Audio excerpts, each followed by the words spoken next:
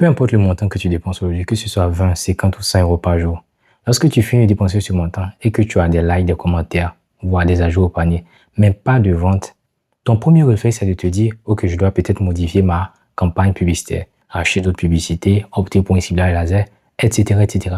Maintenant, quand tu finis d'effectuer tout ça et que malgré ça, tu n'as toujours pas de vente, tu vas maintenant te dire que le problème vient de Facebook. Mais et si je te disais que le problème peut ne même pas venir de ta campagne publicitaire? C'est pour ça, dans cette vidéo, nous allons voir ensemble comment est-ce que tu vas parvenir à diagnostiquer correctement ton système d'acquisition pour savoir réellement où se trouve le problème et le résoudre beaucoup plus efficacement. C'est parti. Alors, la première des choses déjà que je veux te faire comprendre, c'est que ta publicité à elle toute seule, elle ne vend pas. Elle fait partie d'un système. Et dans ce système, elle joue un rôle bien spécifique.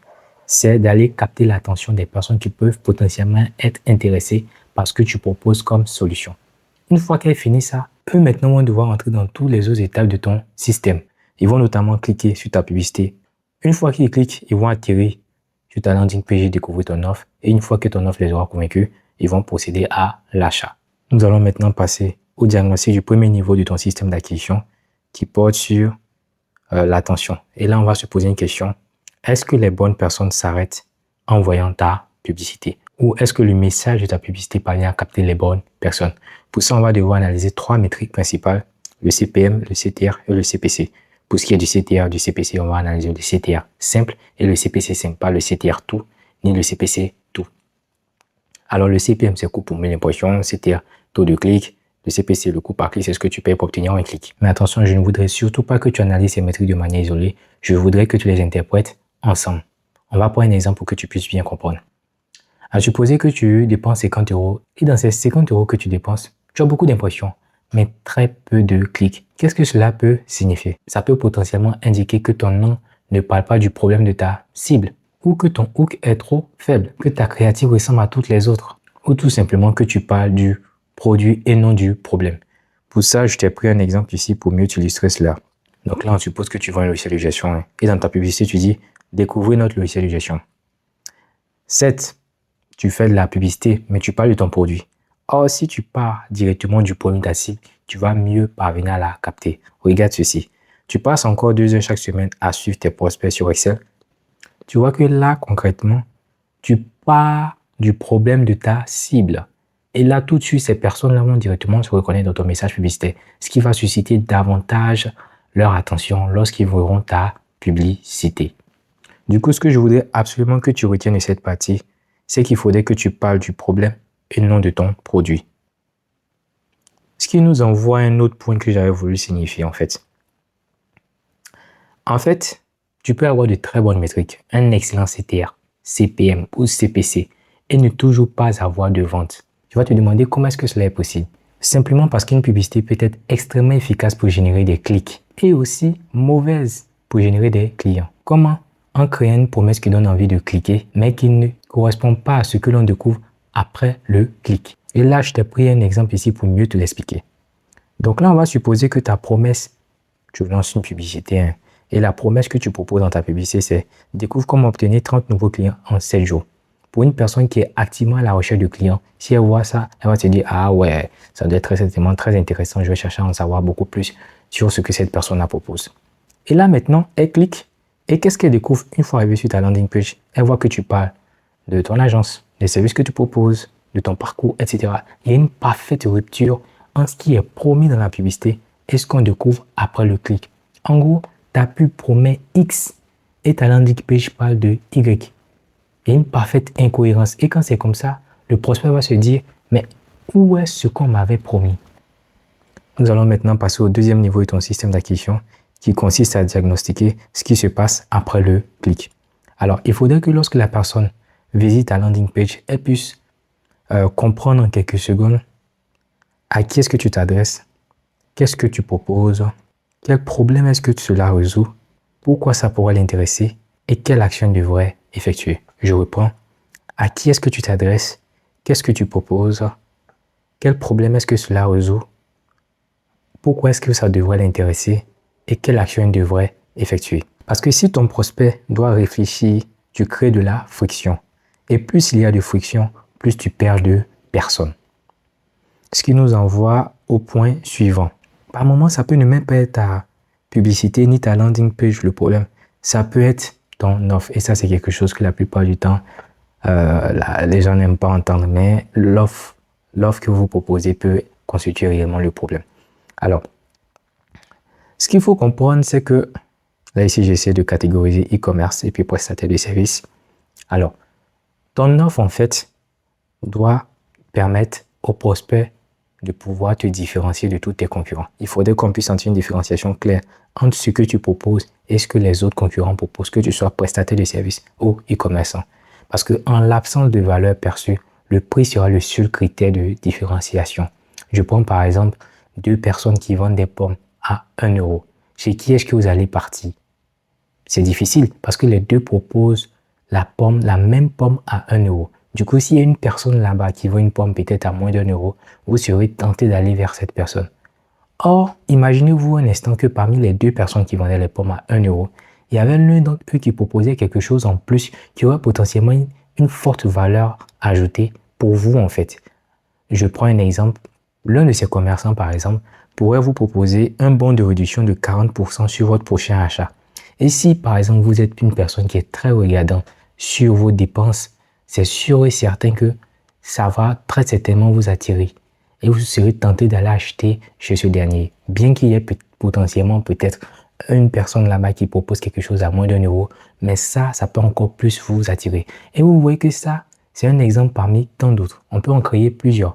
Mais ce que je veux que vous compreniez, c'est qu'il faudrait qu'on puisse sentir une différence claire entre ce que vous proposez et ce qui est proposé par la concurrence. Et si possible, même avoir une offre potentiellement irrésistible par rapport à ce que propose la concurrence. Ensuite, il faudrait que votre offre puisse résoudre un problème en particulier. Il faudrait que votre offre puisse résoudre un problème parce que si elle ne résout pas un problème, vous avez très peu de chances de parvenir à vendre. Ensuite, si tu es prestataire de service, il faudrait des preuves de résultats. Bon, c'est des choses qu'on peut contourner, surtout si vous n'en avez pas. Il y a 2 stratégies qu'on peut mettre en place pour essayer de contourner cet aspect-là. Mais ça fera l'objet d'une autre vidéo. Du coup, si tu es un coach qui aide les gens à perdre du poids et tu as mis en place un programme qui a pour but d'aider les personnes à perdre 10 kilos, je sais pas, peut-être en 2 mois ou en 3 mois, qu'est-ce qui nous dit que en suivant ton programme, c'est sûr qu'on va perdre ces 10 kilos? C'est les preuves, c'est les résultats, les témoignages des autres personnes qui sont passées par les services que tu proposes. Donc là, la preuve de résultat ici aura un impact considérable dans ton offre. Donc il faudrait que sur ta landing page, on puisse retrouver ces différents éléments-là. Ensuite, pourquoi chez toi? Il ne faudrait même pas que les personnes qui voudraient acheter sur ta boutique se posent ces questions. Il faudrait que de manière évidente, on puisse sentir que toi, ce que tu proposes est relativement différent de ce qui est proposé par la concurrence et il y a une forte valeur ajoutée pour la personne qui devrait potentiellement l'acheter. Ensuite, il faudrait éliminer à fond le risque. Qu'est-ce que je veux dire par là? Il faudrait par exemple, surtout pour ceux qui vendent des produits comme les crèmes anti-âge ou bien des produits contre l'acné, il faudrait par exemple que vous puissiez éliminer les potentielles idées que les gens pourraient avoir par rapport à votre produit. À supposer par exemple qu'il y ait des personnes qui veulent savoir si effectivement ce que vous proposez comme produit là peut être adapté à leur peau. Du coup, il faudrait ajouter des éléments de réassurance qui puissent leur permettre de savoir en fait que votre crème ou ce que vous proposez comme produit là est effectivement adapté à leur peau en fait. Ensuite, il faut rajouter de la confiance, ça va être principalement les avis clients. Maintenant, pour terminer, si vous êtes prestataire de service, il faudrait qu'on puisse sentir davantage votre spécialisation et votre positionnement. Alors, avant de poursuivre avec la vidéo, j'aimerais absolument vous parler du programme de formation et de coaching Adélite, qui est un programme dans lequel je vous apprends à obtenir des clients grâce à Facebook sans gaspiller votre budget publicitaire. Vous avez été nombreux à me le demander et maintenant, il est actuellement disponible. Vous allez pouvoir avoir accès à ce programme de coaching et de formation en cliquant sur le lien que vous allez trouver juste en dessous de la vidéo. On poursuit avec la vidéo. Nous allons maintenant passer à un autre niveau du diagnostic de ton système d'acquisition. Nous allons chercher à savoir ce que ton taux de conversion raconte. Alors là, la question qu'on va se poser, c'est où est-ce que les personnes disparaissent? Alors si tu as un problème d'impression, c'est potentiellement lié à un problème d'attention. Si les gens cliquent, mais ne restent pas longtemps sur ta landing page, ça doit être un problème de cohérence. Potentiellement, ce qui est dans ta publicité n'est pas ce qu'on retrouve après avoir cliqué ou à ce qu'on découvre sur ta landing page. Donc, cherche à corriger ça aussi. Ensuite, si les gens visitent tes pages, mais n'ajoutent pas au panier, voire n'achètent pas, ça doit être certainement un problème d'offre ou de page. Et s'il y a très peu d'actions, voire d'ajout au panier, c'est potentiellement dû à un problème de friction. Et s'il n'y a pas de vente, voire peu de vente, c'est un problème de closing. Nous allons maintenant passer à un autre niveau du diagnostic de ton système d'acquisition qui concerne la confiance. Ça, c'est un point qui est très souvent négligé, qui n'est pas très souvent pris en compte, mais qui joue un rôle crucial dans la conversion. Alors, ce qu'il faut savoir, c'est que sans confiance, il n'y a pas d'action.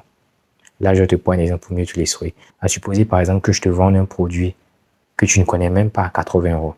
Donc, on suppose que je suis un annonceur, j'ai lancé ma campagne et tout, et toi, tu l'as vu. Du coup, qu'est-ce qui se passe? La publicité a suffisamment capté ton attention et tout, et tu es potentiellement intéressé par ce qui est dit dans la publicité. Tu cliques sur la publicité, et lorsque tu arrives sur la landing page, qu'est-ce que tu découvres? Tu constates en fait qu'il n'y a pas de garantie claire, il n'y a pas de démonstration, il n'y a aucune information claire. En gros, aucun élément qui te permet de vérifier que l'entreprise est sérieuse en fait. Tu vas probablement hésiter avant d'acheter. Et ce n'est pas parce que la publicité était mauvaise ici. Là, on est bien d'accord. Hein? C'est tout simplement parce que la publicité a généré un intérêt, mais que le système derrière n'a pas su convertir cet intérêt-là en vente. Du coup, comment pourrais-tu augmenter la confiance sur ta landing page? En achetant des avis, des preuves sociales, des démonstrations, des garanties, de la transparence, de la crédibilité, etc., etc. Et là, maintenant, on va passer à un autre point qui concerne ceux, par exemple, qui ont des ventes, mais dont les informations ne sont pas correctement remontées vers le dashboard de Meta. Donc, on va dire qu'ils ont un problème de tracking. Ça, c'est un cas particulier. Pourquoi? Parce que ici, tu as des ventes et Meta ne sait pas que tu as des ventes et c'est très dangereux. Pourquoi est-ce que je dis? Non seulement Meta ne va pas pouvoir optimiser correctement tes campagnes, mais aussi parce que tu risques toi-même de prendre de mauvaises décisions. Qu'est-ce que tu vas te dire? Ok, tu as des ventes, mais ça ne s'affiche pas directement sur le dashboard de Meta. Et tu vois que Meta spend beaucoup sur une de tes publicités. Indirectement, tu vas te dire, ça doit être très certainement cette publicité-là qui me rapporte beaucoup de conversions. Donc, je vais la conserver et les autres, je vais les désactiver. Alors que peut-être parmi les autres publicités, se trouve celle réellement qui te rapporte des ventes. Et là, vu que Meta même ne sait pas qu'est-ce qui te rapporte des ventes, lui, il dépense comme ça à l'aveugle. Et toi aussi, tu suis ces informations-là et tu prends de mauvaises décisions. Tu vois? Donc, essaie de corriger absolument ton tracking à ce moment-là. Si vraiment tu as ce problème, cherche absolument à fixer ton tracking. Parce que c'est la seule chose qui va pouvoir réellement t'aider à ce niveau-là. Maintenant, j'aimerais te partager un framework que je voudrais que tu utilises à partir d'aujourd'hui. Lorsque tu vas te trouver dans la situation où tu lances tes campagnes, que tu n'as pas de vente ou que tu voudrais diagnostiquer ton système d'acquisition, la première des choses que je vais vouloir que tu fasses, c'est de voir est-ce que les pubs parviennent à arrêter les bonnes personnes. Pour ça, tu vas devoir analyser ces métriques-là, ton CTR, ton CPM, ton CPC. Ensuite, voir est-ce que le problème ne vient pas de ta créative, de ton hook, de ton angle ou du message de ta publicité. Une fois que ça c'est fait, tu as vu comment est-ce qu'on a diagnostiqué ça. Au départ, si tu n'as pas bien vu cette partie, je t'invite à repartir là-dessus. Ensuite, on passe à l'intention. Ici, tu vas chercher à savoir si les personnes qui cliquent sont vraiment intéressées par ce que tu proposes. Et là, on va chercher à analyser la cohérence entre ta pub et ta page en fait. Donc, est-ce que ce qui est dit dans ta publicité est parfaitement aligné avec ce qu'on trouve sur la landing page? Et un autre point aussi que j'ai failli oublier, ça concerne le temps de chargement de ta landing page. Si ta landing page prend 5 secondes, voire 10 secondes avant de se charger, il y a très peu de chances qu'il y ait beaucoup de personnes qui attendent tout ce temps-là avant d'arriver sur ta landing page. Donc ça aussi, ça peut être un élément qui va influencer en fait le nombre de personnes qui vont cliquer sur ta publicité et vont arriver sur ta landing page. Ça aussi, essaie de regarder ça.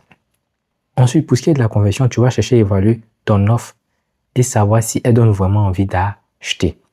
Pour ça, tu vas devoir analyser ta proposition de valeur, voir s'il y a des preuves, s'il y a assez de clarté et si le problème peut venir de ton prix ou s'il y a d'autres objections et s'il y a un problème de confiance ou de friction. Tout ça, en fait, tu vas devoir analyser pour savoir si ça pose problème à ce niveau. Et enfin, tu vas aboutir maintenant à la vente. Et là, maintenant, tu vas chercher à savoir si ton système parvient à transformer l'opportunité en client. Parce que parfois, le problème peut ne pas être la publicité. Le problème peut ne pas être ta landing page ou ton offre. Le problème peut être ton système de conversion. C'est en gros ta page de paiement ou les moyens de paiement disponibles au niveau du checkout. Tout ça, en fait, qui peut influencer le nombre de ventes que tu pourras avoir ou le nombre de personnes qui pourraient potentiellement acheter tes produits ou services. Donc ça aussi, essaye de voir ça. Alors, c'était tout pour cette vidéo. J'espère sincèrement que tu l'as apprécié. Si tu as des questions, n'hésite pas à les laisser en commentaire. Si tu souhaites rejoindre un programme de formation et de coaching sur Facebook Ads dans lequel on t'apprend comment obtenir des clients sans gaspiller ton budget publicitaire sur Meta, je t'invite à cliquer sur le premier lien que tu trouveras en dessous de la vidéo. Si tu souhaites par contre déléguer ton acquisition client, je t'invite à cliquer sur le deuxième lien que tu trouveras en dessous de la vidéo. Merci de m'avoir suivi jusqu'à présent. On se dit à très bientôt. Bye. I wish you were braver. I wish you were braver.